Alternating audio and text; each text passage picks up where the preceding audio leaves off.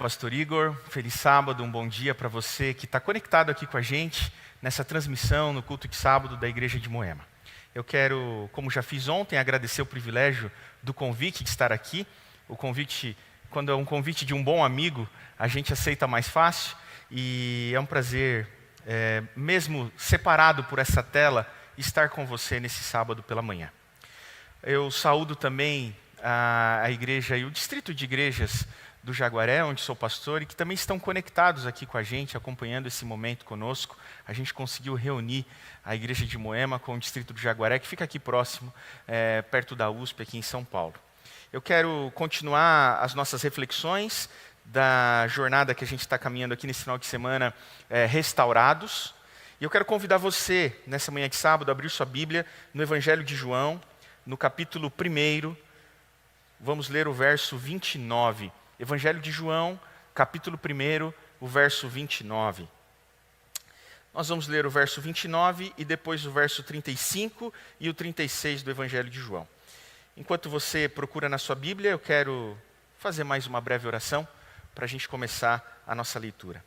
Querido Deus, nós te agradecemos que o Senhor é bom com a gente, porque a despeito desse mal que nos cerca, o Senhor tem nos dado a oportunidade de ainda assim adorar a Ti através dessas plataformas que possibilitam o nosso encontro virtual. Nesse momento, nós vamos ler a Tua Palavra, queremos pedir que o Teu Espírito ilumine a nossa mente e abra o nosso entendimento nessa manhã, é o que nós pedimos por Jesus. Amém.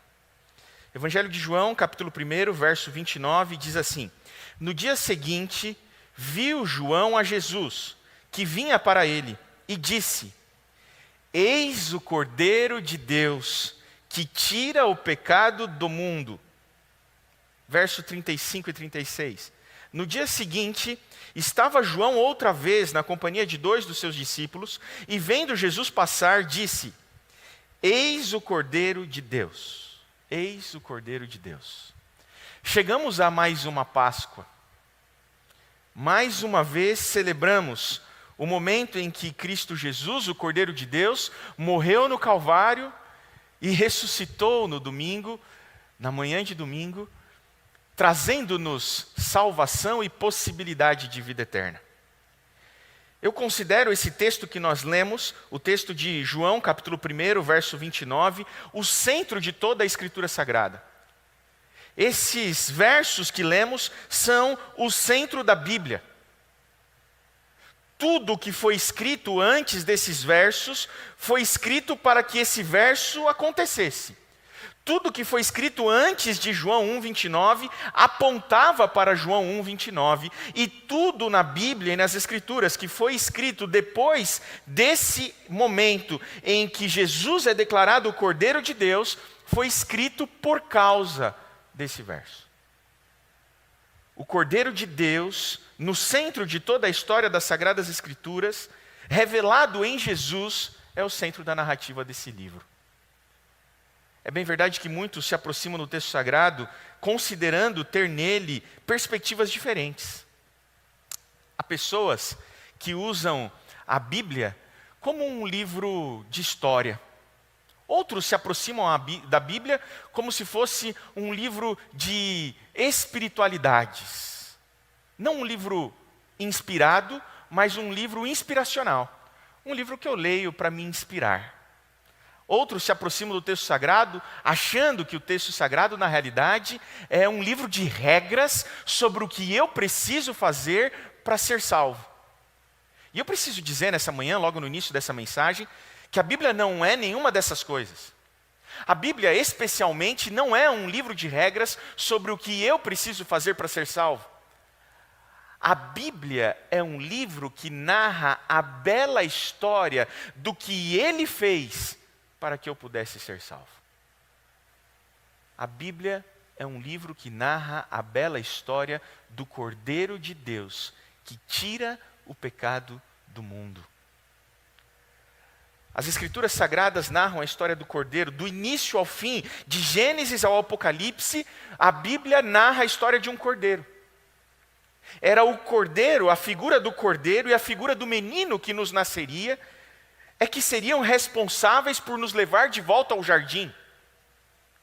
O Cordeiro, o menino, é que seriam responsáveis por nos levar de volta ao jardim.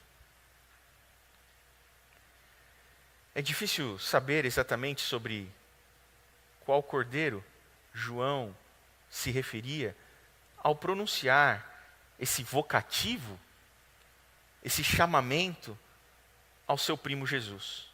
Que cordeiro João tinha em mente quando olha para Jesus e diz: eis o Cordeiro de Deus que tira o pecado do mundo? Como eu disse, todo o texto sagrado narra a história do Cordeiro.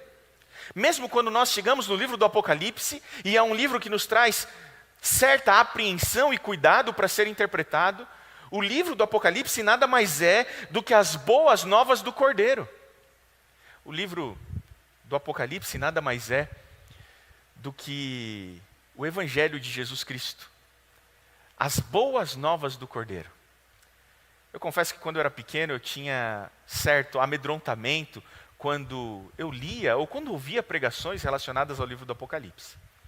E precisou de bastante tempo, estudo e quem sabe até uma graduação em teologia para que eu entendesse que o Apocalipse não é um livro que manipula o medo. Toda pregação que usa o Apocalipse com a intenção de gerar culpa, apreensão, temor e medo, não tem que ver com uma pregação honesta em relação ao livro do Apocalipse. O livro do Apocalipse, logo no primeiro capítulo, se diz que é o Evangelho de Jesus Cristo a João, ou seja, as boas novas de Jesus Cristo a João, como se Jesus Cristo estivesse dizendo a João: João, conta para todo mundo aí embaixo que o sacrifício do Cordeiro foi aceito, conta para todo mundo aí embaixo que o Cordeiro venceu, conta para todo mundo aí embaixo que o sacrifício do Cordeiro deu certo, e agora vocês só precisam aguardar, e todos aqueles que creem no Cordeiro poderão vencer, porque o Cordeiro venceu. De Gênesis ao Apocalipse, o texto sagrado narra a história do Cordeiro. Mas que Cordeiro João Batista tinha em mente quando se refere a Jesus? É bem possível que talvez João Batista tivesse em mente o Cordeiro de Deus que foi morto desde a fundação do mundo. É bem possível que João Batista tivesse em mente o Cordeiro do Éden. E talvez você vai se lembrar da história. O homem é feito, e ontem nós falamos um pouco sobre isso, o homem foi criado à imago Dei, foi criado à imagem de Deus. Mas então o homem escolhe desobedecer, porque a potência do mal era o que fazia o homem ser livre. O homem foi criado perfeito, mas se não houvesse a potência do mal no homem bom, ele não seria livre. E não há relação de amor sem liberdade. E o homem resolve exercer a sua liberdade e escolhe desobedecer a Deus. E quando ele desobedece a Deus, o pecado entra em cena. Há o lapso da humanidade, a queda da humanidade em Adão. E então, como prometido que caso comesse do fruto, certamente morreria, Deus procura Adão depois da queda. E nós comentamos um pouco ontem, mas eu reforço hoje, que quando Adão é procurado por Deus, porque ele estava nu e não se envergonhava, e agora ele está nu e sente vergonha, ele procura fazer vestes para ele de folhas. Uma espécie de tentativa de resolver o problema do seu pecado dando um jeitinho. Uma espécie de tentativa de resolver o problema do pecado com as próprias mãos. E ali a gente tem, logo na Gênese humana, a gente tem a primeira analogia da justificação pelas obras. O homem achando que é capaz de resolver, ou que não só capaz, como deve resolver, ou como se fosse responsável por resolver o problema do seu pecado. E então Deus aparece para Adão, Jesus aparece para Adão e diz assim: não vai ser assim que eu vou resolver o problema. Alguém precisa morrer. E então a narrativa diz que o próprio Deus tece uma roupa para Adão e Eva de pele de um animal. E fica implícito, não é explícito no texto, mas fica implícito que naquele momento houve o primeiro derramamento de sangue e a morte de um cordeiro. Talvez, naquele momento nós temos a primeira analogia da justificação pela fé. Jesus dizendo assim para Adão: quem vai resolver o problema do seu pecado não vai ser você. Vai ser um substituto perfeito. Um inocente deve morrer para que você tenha a vida. O seu esforço não serve de nada. Precisa ter derramamento de sangue. Porque se você, Adão, pudesse contribuir em algo na sua salvação, então a sua salvação seria muito barata. Graça barata é justamente quando nós podemos fazer algo em prol dela. A graça é tão preciosa e tão cara, que não há nada que possamos fazer a não ser crer e ter fé de que o sangue de Jesus é totalmente suficiente. E naquele momento Adão precisava crer que o sangue daquele cordeiro derramado era totalmente suficiente para que ele tivesse vida e não morresse naquele momento.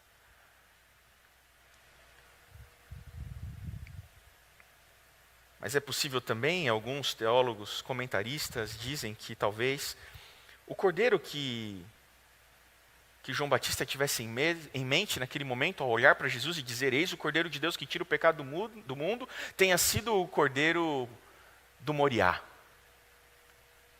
E você deve se lembrar do cordeiro do Moriá. Abraão recebe a graça de ter um filho, o filho da promessa, a sua descendência, num momento em que a fertilidade não era o ponto forte daquele casal, portanto, deixando claro que a providência da descendência e o cumprimento da promessa não dependia em nada daquilo que Abraão pudesse fazer, mas daquilo que Deus faria através de Abraão.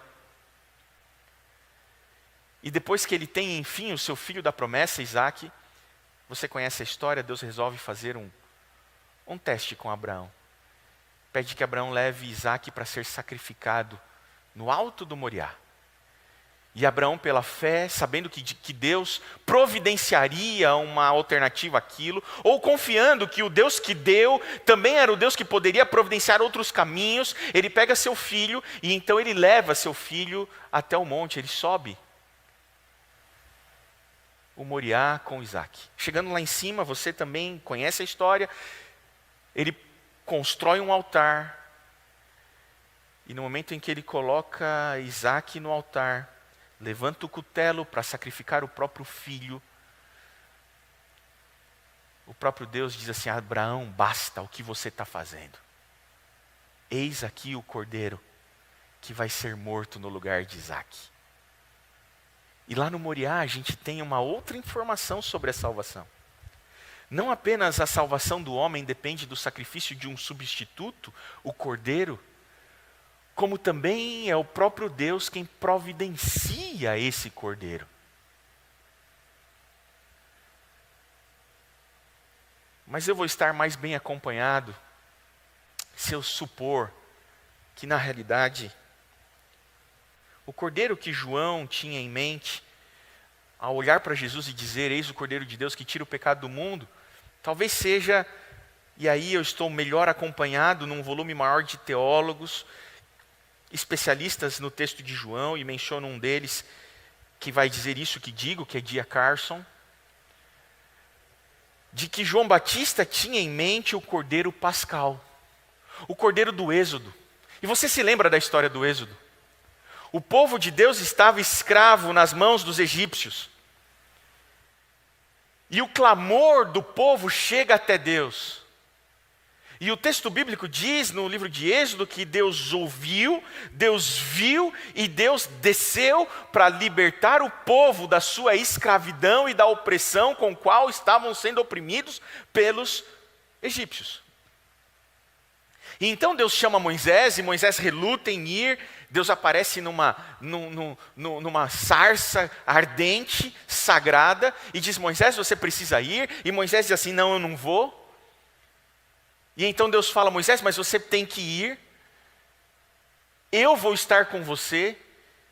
E Moisés pensa um pouco melhor, e é curioso como Moisés faz isso, porque Moisés pensa um pouco melhor e diz assim, peraí, o senhor está querendo que eu vá sozinho? Moisés havia sido criado pela realeza egípcia, Moisés era letrado, Moisés era aculturado na cultura egípcia, mas ele já estava há 40 anos longe daquilo.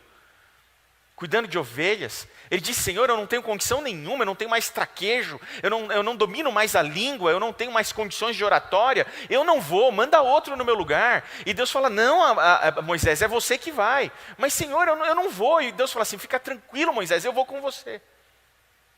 E Moisés pensa: o Senhor vai comigo? Sim, Moisés, eu vou com você. E Moisés fala: não, Senhor, ainda não dá, manda outro, não serve para mim. E Deus fala assim: Moisés, o que você tem na sua mão? E Moisés fala: eu tenho uma vara. Joga no chão a vara, Moisés. Moisés jogou no chão a vara. E o que virou a vara, Moisés? Virou uma cobra, Senhor. Ah, muito bem. Agora pega a cobra, Moisés. E Moisés pega a cobra. E quando ele pega a cobra, Deus pergunta: e o que aconteceu, Moisés? A cobra virou minha vara novamente, Senhor. Pois é, Moisés, está vendo? Agora vamos, porque agora somos você, eu e a sua vara super poderosa. Vamos? E Moisés falou assim: peraí, é o Senhor, eu e essa vara poderosa? Não, Senhor, ainda não vou não. E aí Deus pensa um pouquinho mais e diz assim: tá bom, Moisés, pode chamar teu irmão e vai com o teu irmão. E Moisés falou assim: eu posso levar Arão? E Deus falou assim: pode, Arão vai com você. Ele falou: então agora eu vou. Curioso que às vezes o que nós precisamos como seres humanos, mesmo sabendo que no momento das dificuldades e das lutas, Deus sempre está conosco, mas ainda assim nós humanos carecemos da presença de outro igual a nós, do nosso lado caminhando conosco. E Moisés vai até Faraó, e a responsabilidade dele era dizer para Faraó: Faraó, deixa o povo ir adorar no deserto. E Faraó reluta. E então Deus começa a dar promessas de pragas a Faraó. E Moisés fala assim: olha, se o senhor, Faraó, relutar, o meu Deus, que é maior, ele vai prejudicar aqui o Egito. E Faraó continua com o coração duro. Então você conhece a história, e Deus manda a primeira praga e a segunda, e Faraó não muda de ideia, e a quarta e a quinta praga, e nada, e quinta e sexta praga, e Faraó continua endurecido, tentando fazer contrafações daqueles milagres, e depois a sétima, oitava e nona pragas, e ainda assim Faraó não retira-se.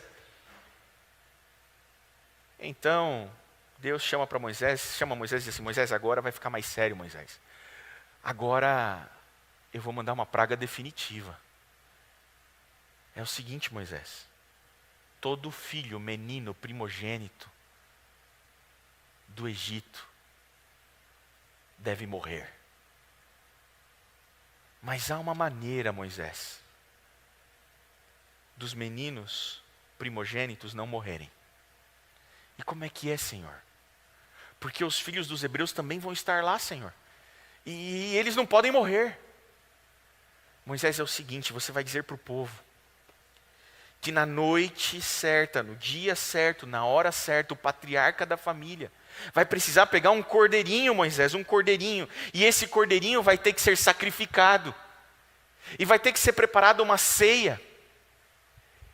E a carne daquele cordeirinho que morreu vai ter que ser oferecida na ceia. E o patriarca vai reunir sua família e vai ceiar com a sua família. Mas o mais importante, Moisés, o sangue derramado daquele cordeiro vai ter que ser passado no umbral da porta da casa daquela família. E quando o anjo vingador passar, Moisés, para matar os filhos primogênitos, quando ele passar nas casas e tiver o sangue do cordeiro no umbral da porta da casa, ele não vai entrar ali, Moisés, e o filho primogênito daquela família não vai morrer, porque confiou no sangue que foi derramado do cordeiro, confiou na morte substituta do cordeiro, confiou que o sangue era suficiente para dar vida. E assim foi feito. E o que mais me chama atenção nessa história é que a salvação estava disponível para todos. O que salvaria o menino não era a obediência dele. Qualquer filho primogênito que confiasse no sangue do cordeiro no umbral da porta poderia ser salvo naquele dia. O menino podia ser desobediente, teimoso, malcriado, brigado com os pais. Não importa o comportamento, a conduta ou quem era o menino. O que importa é que ele confiou no sangue do cordeiro. Mesmo as famílias egípcias podiam ter seus filhos salvos e preservados caso confiassem no sangue do Cordeiro. E assim se dá o processo da salvação. Lembra da Arca de Noé, por exemplo? A Arca de Noé estava disponível para toda a humanidade. Não estava disponível, as portas da Arca não estavam só abertas para a família de Noé, que obedeceu. Mesmo os homens maus daquela geração, se quisessem ser salvos e quisessem entrar na Arca, poderiam entrar. Acontece que só aqueles que tinham real relação com Deus e intimidade com Deus e confiavam, tinham fé nas promessas daquele Deus, é que por fim se salvaram. Mas a salvação estava disponível para todos, sem restrições. A mesma coisa no Egito. Qualquer menino que confiasse no sangue do Cordeiro podia ser salvo. E não bastava confiar. Depois da ceia, o menino tinha que dormir tranquilo, descansar. Porque dormir em meio à turbulência e à tempestade é a maior demonstração de que você confia em Deus.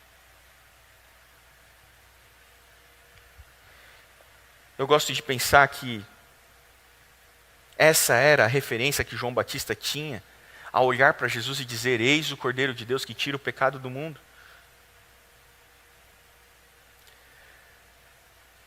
Esse é o centro da história do Evangelho. O Evangelho é narrar, é contar a bela história do Cordeiro de Deus que foi morto no meu lugar para que eu pudesse ser salvo. Isso é Evangelho. E o que eu tenho percebido é que cada vez mais nós vivemos num mundo distante do Evangelho, cada vez mais nós vivemos num mundo pós-cristão. E sabe por que nós vivemos cada vez mais num mundo pós-cristão, cada vez mais num mundo que se distancia ou rejeita o cristianismo? Porque em algum momento os cristãos deixaram de contar a bela história do Cordeiro. Quando eu lido especialmente com as novas gerações, eu percebo que a sede dessas pessoas, ou dessas novas gerações, não é por uma igreja descolada, cool, diferente. O que as novas gerações querem é a centralidade do texto na adoração. O que eles querem é o evangelho sendo pregado dos púlpitos. O problema é que, infelizmente, o mundo evangélico abandonou o evangelho. Os púlpitos estão cheios de lições de moral travestidas de evangelho. Lição de moral não é evangelho. Os púlpitos estão cheios de lição de moral travestida de evangelho e muitas vezes cheio de autoajuda travestida de evangelho. E autoajuda não é evangelho. Evangelho é anunciar Cristo Jesus como o Cordeiro de Deus que tirou o pecado do mundo e morreu de forma substitutiva para que eu pudesse ser salvo. Isso é evangelho.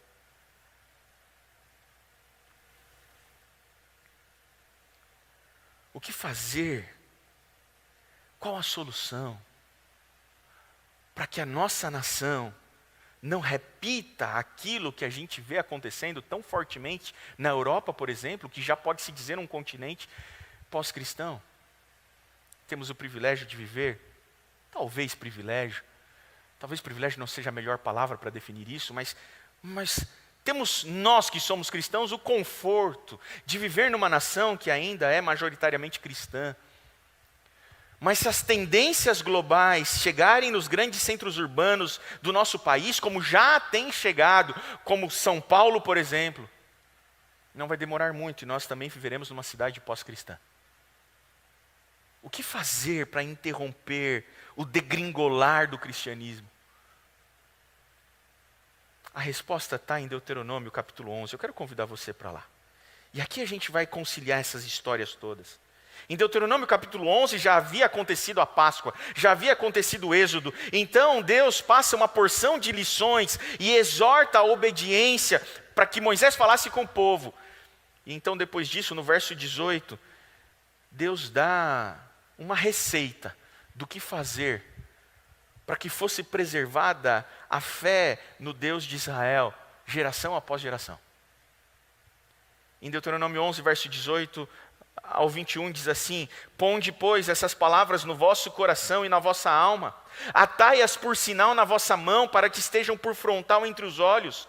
Ensinai-as a vossos filhos, falando delas, assentados em vossa casa, e andando pelo caminho, e deitando-vos e levantando-vos. Escrevei-as nos umbrais das vossas casas e nas vossas portas, para que se multipliquem os vossos dias e os dias de vossos filhos, na terra que o Senhor, sob juramento, prometeu dar a vossos pais, e sejam tão numerosos como os dias do céu acima da terra.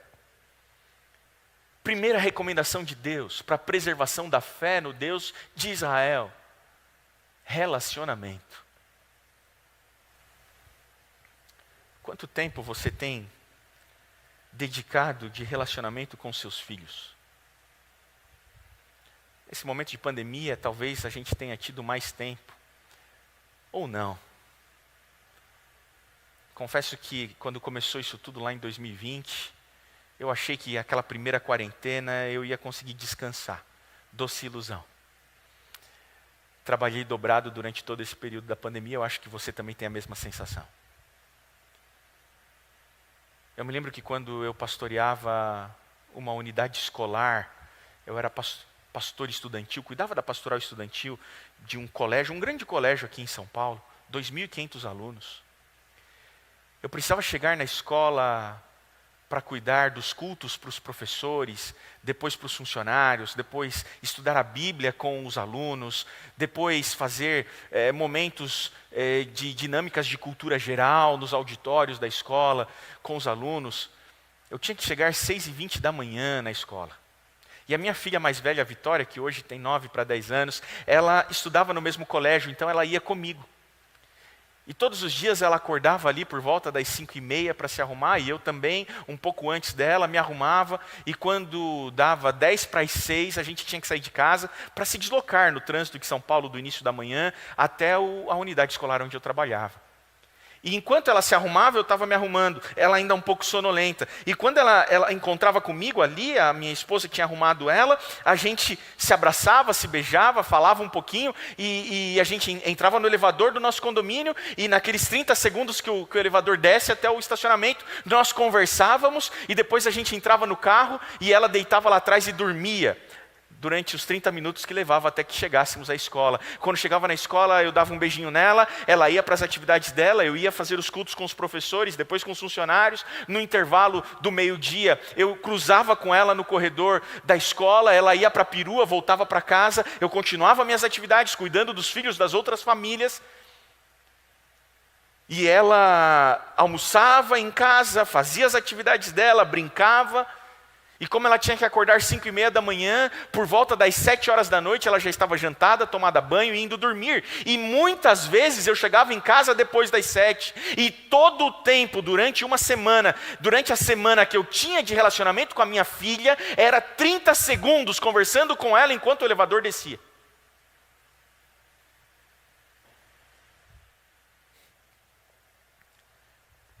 Como é que nós queremos salvar nossos filhos se nós sequer temos tempo com eles? Que mundo é esse? Primeira recomendação de Deus em Deuteronômio é: tenham tempo com seus filhos, estejam com eles enquanto eles levantam, enquanto eles andam pelo caminho, quando eles vão se deitar, quando eles sentam para comer, estejam com eles. Mas a segunda recomendação é a que mais me interessa. Estejam com eles contando a história da libertação. Estejam com eles narrando a história da libertação. Estejam com eles todos os dias, quando se levantam, quando sentam, quando deitam, quando comem. Estejam com eles contando a bela história da redenção do homem, da redenção do povo de Israel, da libertação do povo e de como Deus nos tirou do Egito com mão forte. É assim, Moisés, que vocês vão preservar a fé dos seus filhos. Não podia ser melhor a ideia de Deus. A preservação da fé se daria por storytelling, por contação de história. Esse é o método de Deus. Contação de história. Contem para os seus filhos o que aconteceu naquele dia no Egito. E eu tenho uma promessa para fazer para você, Moisés. Enquanto os filhos de vocês continuarem crendo no Deus que os libertou, eu vou preservar vocês na terra de Canaã, que eu prometi dar a vocês. Vocês vão ter vida longa ali. Sabe quanto tempo durou essa promessa? Vem comigo para Juízes, capítulo 2. Conhecido o texto, conhecida a aplicação também. Juízes capítulo 2, versos 6 a 12. Olha só, a promessa de Deus para Moisés era: enquanto você contar a história para os seus filhos, eles vão crer em Deus. Enquanto eles crerem em Deus e adorarem o Deus de Israel, eu vou preservá-los na terra de Canaã. Eu vou preservá-los livres e protegidos na terra prometida. Eles vão prosperar, vão ser longevos. Agora, a partir do momento que eles deixarem de adorar o Deus de Israel, aí então eles vão ter problemas. Juízes capítulo 2. Juízes capítulo 2, verso 6, olha só. Havendo Josué despedido o povo, Moisés já tinha morrido, agora Josué dominou, dominou a terra, entrou com o povo de Israel em Canaã, estabeleceu ali o povo, agora Josué estava para morrer. Havendo Josué despedido o povo, foram-se os filhos de Israel para a sua herança, para possuírem a terra. Serviu o povo, olha só, verso 7, serviu o povo ao Senhor todos os dias de Josué e todos os dias dos anciãos que ainda sobreviveram por muito tempo depois de Josué e que viram todas as grandes obras feitas pelo Senhor a Israel. Faleceu Josué, filho de Num, servo do Senhor, com a idade de 110 anos. Sepultaram-no no limite da sua herança em Timnat-Heres, na região montanhosa de Efraim, ao norte do monte Gaás. Até aqui. Toda a geração de Josué foi temente ao Senhor. Teve prosperidade na terra. A geração de Josué creu em Deus. Verso 10. Foi também congregada a seus pais toda aquela geração. Ou seja, os filhos de Josué e os filhos dos anciãos contemporâneos a Josué também adoraram o Deus de seus pais. Mas na continuação do verso 10, e outra geração após eles se levantou, que não conhecia o Senhor, nem tampouco as obras que fizera a Israel. Então fizeram os filhos de Israel o que era mal perante o Senhor, pois serviram aos Balaíns. Deixaram o Senhor, Deus de seus pais, que os tirara da terra do Egito, e foram-se após outros deuses, dentre os deuses das gentes que havia ao redor deles, e os adoraram, e provocaram o Senhor a ira. Quanto tempo demorou para que o povo de Israel se distanciasse do Senhor e começasse a adorar outros deuses? 3 gerações. A geração de Moisés, Josué e os anciãos adorou e foi temente ao Senhor. E eles contaram as histórias para os seus filhos. E os seus filhos também foram tementes ao Senhor dos seus pais. Mas levantou-se uma terceira geração, a dos netos, que já não conheciam mais ao Senhor. O que houve? Qual foi o gap entre essas gerações? A bela história do Evangelho, a bela história do Cordeiro, daquela noite pascal, a bela história da libertação, de alguma maneira foi deixada de ser contada para os filhos.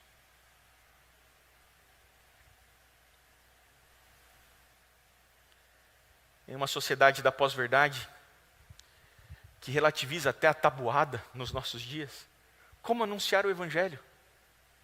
Aqui entra a mais incrível providência de Deus para os nossos tempos.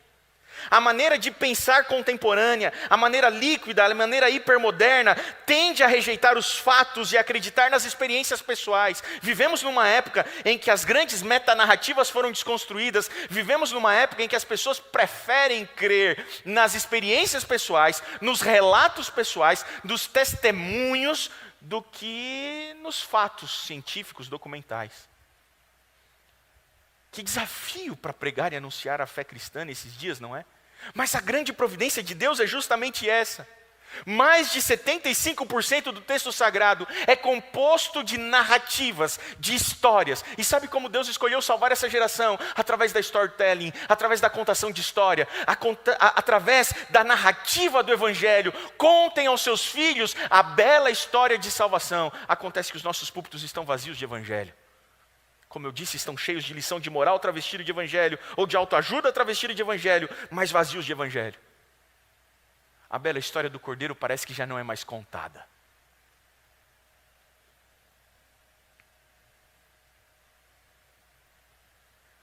depois daquela noite, da libertação no Êxodo, na sequência, em seguida, Deus instituiu a Páscoa como uma cerimônia e uma celebração anual.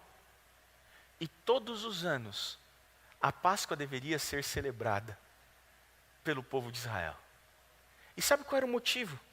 O grande motivo de Deus estabelecer a festa pascal anual. Os motivos estão aqui no capítulo 12 de Êxodo. Por que Deus pediu para que essas histórias fossem contadas? Por que Deus pediu para que ano após ano nós celebrássemos a Páscoa? Por que hoje, nesse final de semana, nós estamos celebrando a Páscoa ainda hoje? Êxodo capítulo 12, verso 24 em diante diz assim: guardai, pois, isso por estatuto para vós outros e para vossos filhos para sempre. E uma vez dentro da terra que o Senhor vos dará, como tem dito, observai esse rito. Que rito? A Páscoa, a cerimônia. Verso 26, sabe por que, Moisés? Que eu estou pedindo para que todos os anos vocês celebrem e observem esse rito, Moisés. Sabe por que, Moisés, que todos os anos eu estou pedindo para que vocês sacrifiquem um cordeiro e celebrem a Páscoa, em memória daquela noite no Egito em que eu libertei vocês? Sabe por que, Moisés? Verso 26, para que os vossos filhos saibam, e para que quando os vossos filhos os perguntarem: que rito é este, papai? Respondereis: é o sacrifício da Páscoa ao Senhor, que passou por cima das casas dos filhos de Israel no Egito, quando feriu os egípcios e livrou as nossas casas. Então o povo se inclinou e adorou. Sabe por que, Moisés, que você vai celebrar a Páscoa todos os anos? Para que os seus filhos saibam quem é o Deus que te tirou da terra do Egito. Essa é a única razão, Moisés, pela qual eu quero que todos os anos você celebre a Páscoa. Para que jamais esqueçam. Para que essa história do Cordeiro seja contada ano após ano, geração após geração, de pai para filho. Para que nunca deixem de adorar o Deus que os libertou. Para que nunca se esqueçam o Deus ao qual eles servem.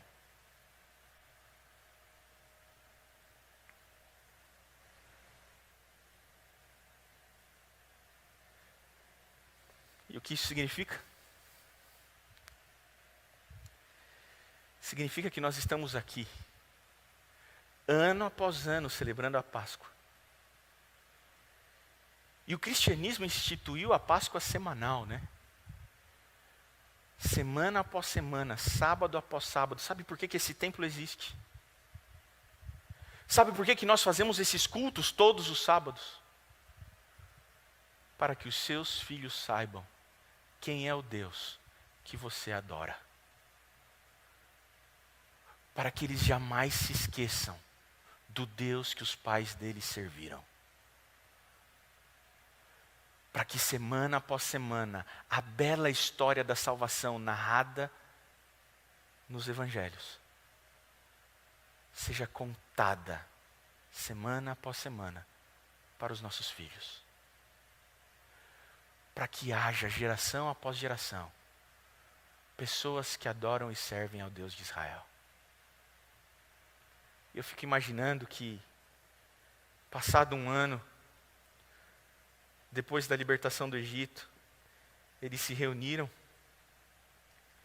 e eles pegaram um cordeiro e mataram um cordeiro, sabe? E os filhos se reuniram, lembrando daquilo que tinha acontecido lá um ano atrás. E adoraram a Deus. Lembram como o papai era escravo no Egito? De sol a sol, de chicotada a chicotada, o papai fazia tijolos, sem descanso. Lembra como nós éramos oprimidos, lembra como nós éramos perseguidos, mas naquela noite, um cordeiro morreu, um sangue foi aspergido na porta, e nós tivemos vida e liberdade. E anos se passaram, e novas crianças nasceram, e chegava a ocasião da Páscoa, e quando chegava a ocasião da Páscoa, então um cordeiro morria. E aquele filho novo que nasceu no contexto da libertação, fora do Egito, ele perguntava para o pai: papai, por que a gente está matando esse cordeirinho? E o papai contava para ele: meu filho, é porque o papai foi escravo no Egito, e o seu irmão mais velho ia morrer. Mas nós matamos esse cordeiro e passamos o sangue desse cordeiro no umbral da porta, e porque nós cremos no sangue desse cordeiro, o seu irmão não morreu. E Deus nos libertou da escravidão. E aquele homem morreu, e o filho dele que foi liberto naquela noite teve filhos. E então ele matava o cordeirinho, e os filhos perguntavam: papai, por quê?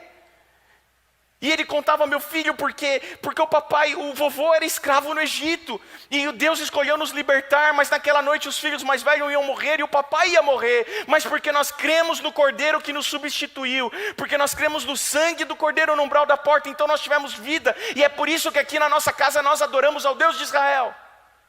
E aquele homem morreu, e aquele menino teve filhos, e passaram-se anos, e ele contava para os seus filhos, e aquilo acontecia ano após ano. Papai, por quê? Porque o seu vovô, o seu bisavô foi escravo no Egito, mas Deus nos libertou através desse cordeiro. E anos se passaram, até que um dia, no primeiro século, um menino nos nasceu, um filho se nos deu.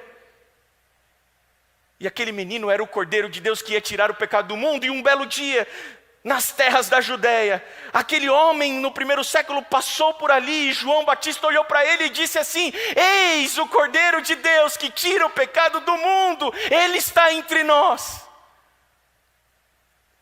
É dele que nós falávamos, era sobre ele que nós contávamos as histórias. E aquele homem, como um Cordeiro de Deus que foi morto desde a fundação do mundo, foi levado até o Calvário, numa Páscoa. E numa sexta-feira ele morreu na cruz. E o seu sangue foi derramado para que todos nós que crêssemos no seu sangue pudéssemos ter vida. E ele ressuscitou num domingo, vencendo a morte. Sabe a morte? Sabe essa morte que nos assola? Que todos os dias nós contamos no jornal os números. Tragada foi a morte pela vida do Cordeiro. E então esse Cordeiro morreu, descansou no sábado, ressuscitou no domingo, ascendeu aos céus, e o seu sacrifício foi aceito por Deus. E então ele mandou João, no livro de Apocalipse, contar para nós. O Apocalipse é o livro que narra a história de que o Cordeiro venceu. É um livro de júbilo, de graça, de alegria, não de medo. E sabendo agora que o Cordeiro venceu e que o sacrifício foi aceito, os cristãos começaram a semana após semana celebrar a Páscoa. E semana após semana eles começaram a contar a história daquele homem que morreu numa cruz no nosso lugar.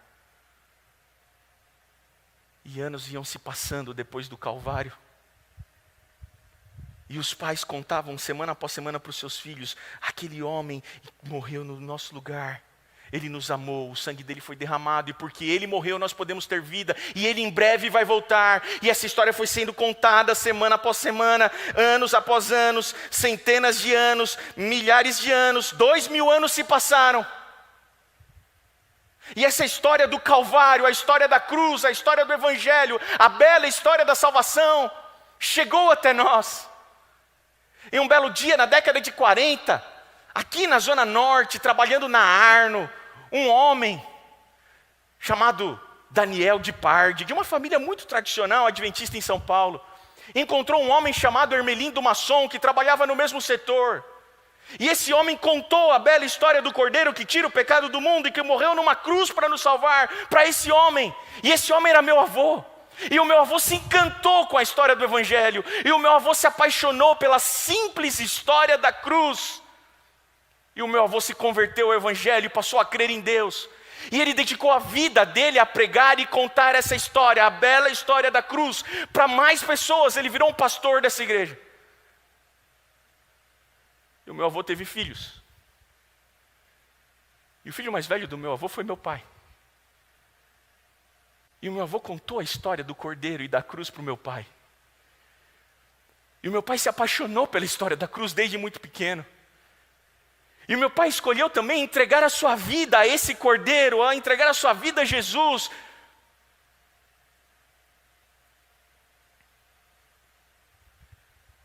E o meu pai um dia se converteu a esse Evangelho.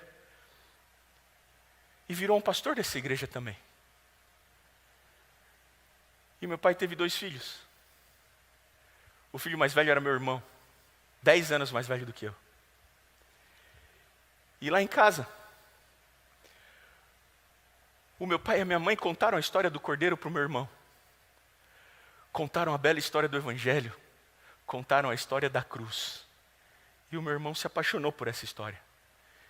E o meu irmão escolheu entregar a sua vida a Jesus. Depois meu irmão também foi estudar teologia e hoje ele também é pastor dessa igreja.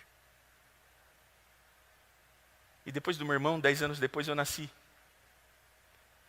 E essa bela história do cordeiro que tira o pecado do mundo foi contada para mim também. E meus pais me fizeram me apaixonar por essa história. Você entende? Nós não temos que ensinar nossos filhos a terem medo de Deus.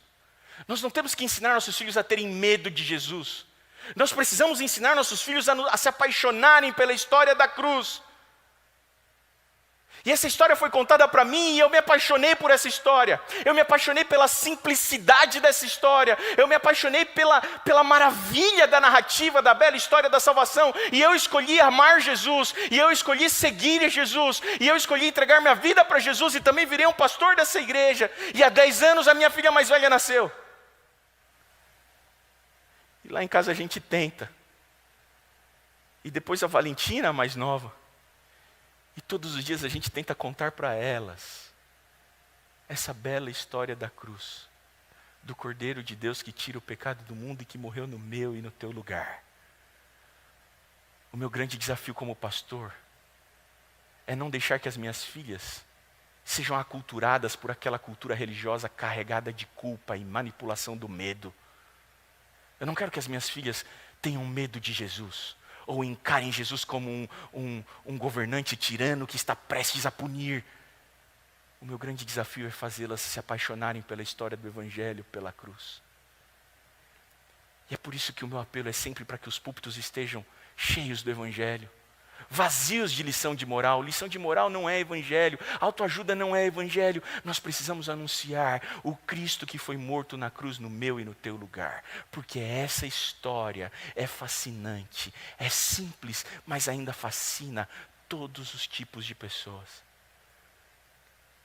E a única razão de nós estarmos aqui todos os sábados e celebrarmos a Páscoa todos os anos não é outra senão para que os nossos filhos saibam o Deus a quem nós servimos.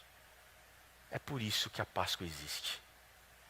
Nesse momento eu quero orar com você. Eu quero encerrar esse culto de sábado pedindo a Deus que nos dê condições de contar aos nossos filhos a bela história da salvação. E que a gente entenda que a Bíblia não é um livro de regras sobre o que eu preciso fazer para ir para o céu. Mas a Bíblia é um livro que narra a bela história daquilo que Ele já fez para que eu pudesse ser salvo. Senhor nosso Deus, nosso Pai, nós te agradecemos porque o Senhor é muito bom com a gente. Nós te agradecemos porque o Senhor tem cuidado de nós, mas acima de tudo, porque o Senhor escolheu nos salvar. Obrigado porque o Senhor não vai nos salvar porque somos bons, mas a despeito de sermos maus. Obrigado porque o Senhor não vai nos salvar porque somos obedientes, mas a despeito de sermos desobedientes, porque todos desobedeceram. Mas nessa manhã, ó Pai, nós queremos trazer e evocar essa história, essa bela história da cruz, que ainda faz sentido hoje para tantas pessoas. E para que essa história ocupe lugar central na nossa vida. E para que nós possamos contar e ensinar os nossos filhos a bela história da cruz. Para que eles se apaixonem por Jesus. Não para que eles tenham medo de Jesus, mas para que eles se apaixonem por Jesus. Se apaixonem pela cruz e pela bela história do Cordeiro. E para que eles assim saibam o Deus a quem nós servimos. Que aqui na nossa casa nós adoramos ao Deus que nos libertou da escravidão do pecado, morrendo na cruz no nosso lugar. E que um dia virá para nos levar embora desse lugar, para um lugar onde não haverá mais dor, nem pranto, nem luto, nem choro, nem morte. Volta logo, Senhor, nós já não aguentamos mais esse lugar. Cuida da nossa família. É o que nós te pedimos por Jesus, amém. Que Deus abençoe você e a sua casa.